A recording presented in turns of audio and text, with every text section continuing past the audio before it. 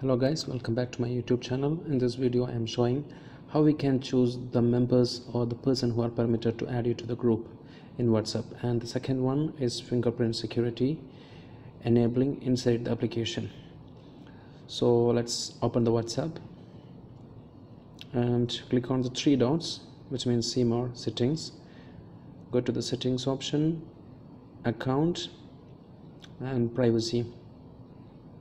Under privacy you have option called groups. In groups you can choose three options. First one is you can choose who can add you to group. Everyone can add you to group, and only the contacts in your contact list can add you to group.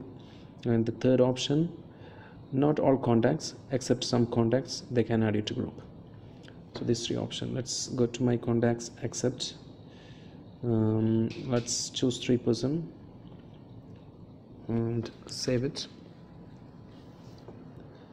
You can see that three contacts excluded, they cannot add it to group. Let's remove some guys from that. Let's keep that credit card guy, save it. And fingerprint lock is the next option.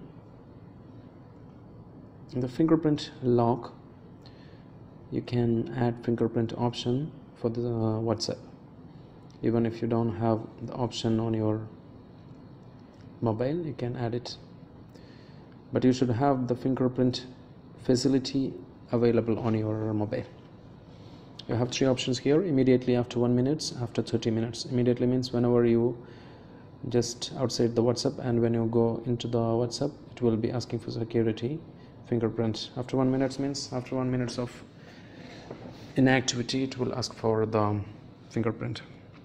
And the show content in notification means it's preview, sender and message in the notification.